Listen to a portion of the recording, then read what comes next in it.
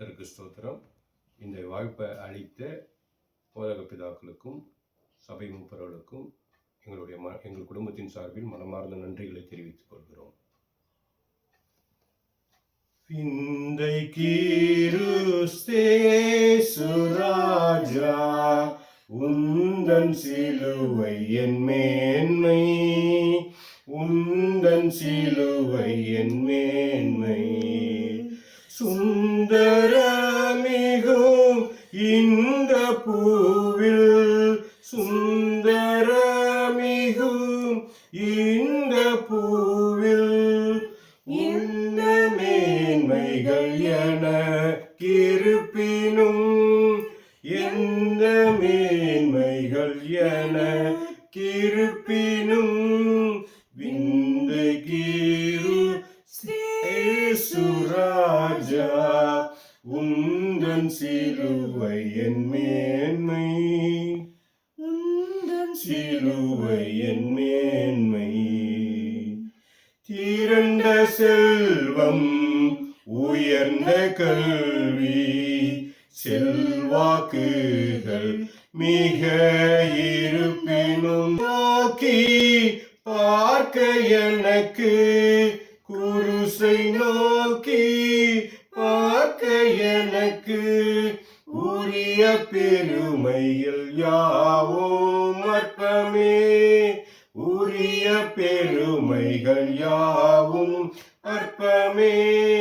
விந்தை கீருஸ்தேசுராஜா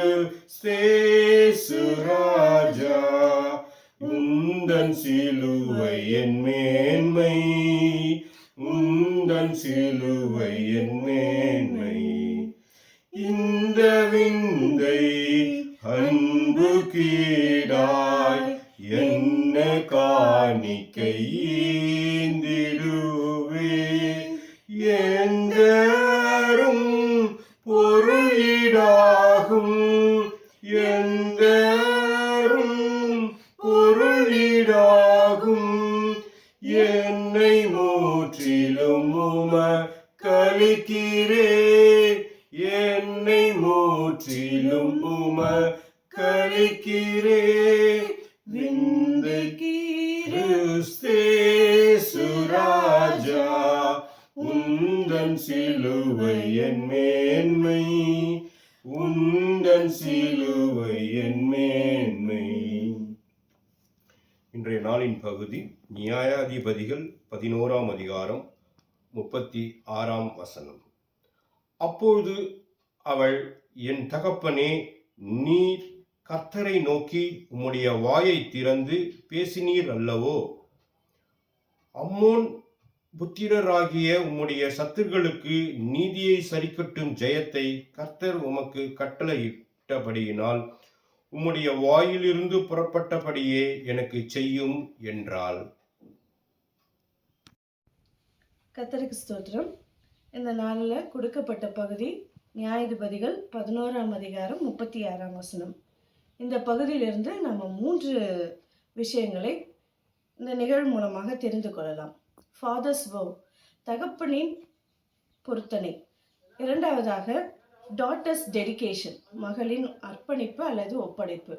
மூன்றாவது Nations Lamentations, ஒரு தேசத்தினுடைய புலம்பல். இந்த நிகழ்வு எப்படி நடக்கிறது என்றால், ஏப்தா ராஜா அம்மோன் புத்திரரை வென்று வரும்பொழுது ஒரு முரட்டுத்தனமான அல்லது முட்டாள்தனமான ஒரு பொருத்தனை செய்கிறார். அந்த செயலை இங்கு பார்க்க முடிகின்றது. இந்த நிகழ்விலே கடவுளுக்கும் ஆன்மாவுக்குமான ஒப்படைப்பை நாம் இங்கு பார்க்கிறோம். பொருத்தனை பண்ணினால் அதை கட்டாயம் நிறைவேற்ற வேண்டும். அப்படி நிறைவேற்றாமல் போவதற்கு பொருத்தனை பண்ணாமல் இருப்பதே நலம் என்று நாம் வேத வாக்கியங்களிலும் பார்க்கிறோம். பொருத்தனை என்பதனுடைய முழு அர்த்தம் வார்த்தையினால் கனம் பண்ணுவது. வார்த்தையினால் எப்படி நாம் கடவுளை கனம் பண்ணுகிறோம் என்பதே இந்த பொருத்தனைக்கான செயல்.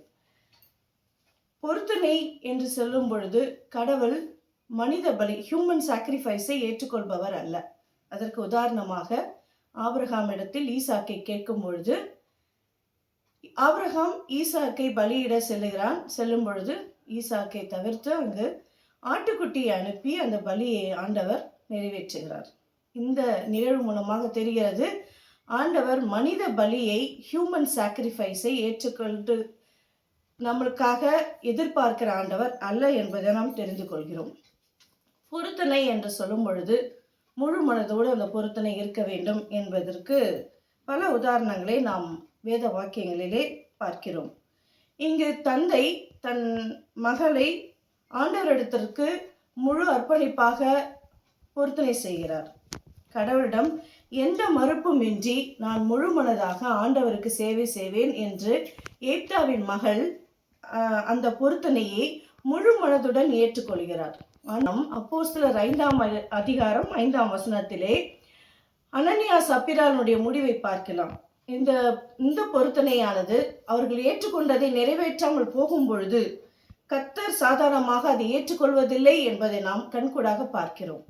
நல்ல பொருத்தனைக்கு உதாரணம், அன்னாள் தன்னுடைய ஜபத்தை அவள் பேரம் பேசுவதாக இல்லை, அவள் கடவுளிடம், தன் அப்பா ஆகிய கடவுளிடம், என் இருண்ட வாழ்க்கையில் உம்மை தேடுகிறேன், நான் மகிழ்ச்சியாக இருக்கும் பொழுது கூட உம்மை அதிகமாக தேடுவேன், அதற்கான பொருத்தனை தான் தன் மகனை ஆண்டவருக்காக ஆலயத்தில் பொருத்தனை செய்து விடுகிறாள்.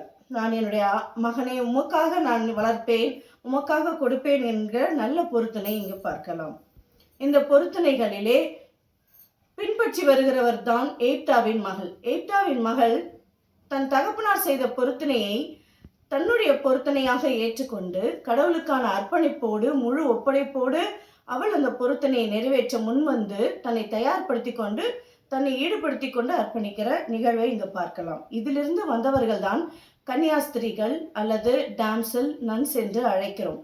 கன்னியாஸ்திரிகள் என்பது தங்கள் வாழ்க்கையை முழு அர்ப்பணிப்போடு முழு சேவை செய்வதற்காக தங்களுடைய வாழ்க்கையை, தங்களுடைய ஹோல் லைஃபை மத சேவைக்காகவும் அர்ப்பணிப்புக்காகவும் வாழ்பவர்கள் தான் இந்த கன்னியாஸ்திரிகள். இவர்கள் மூலமாக வந்தவர்கள் தான் ஏப்தாவின் மகளை கொண்டு வந்து தங்களுடைய வாழ்க்கையை நிரூபித்து கொண்டிருக்கிறார்கள். எனவே நாமும் நம் வாழ்க்கையிலே ஏப்தாவின் மகளைப் போல கிறிஸ்துவோடு இணைத்து நாமும் வாழ்ந்து அவருக்காக நம்முடைய வாழ்க்கையை அர்ப்பணிப்போம். ஆண்டவர் தாமே இவ்வார்த்தைகளை ஆஸ்வதிப்பாராக.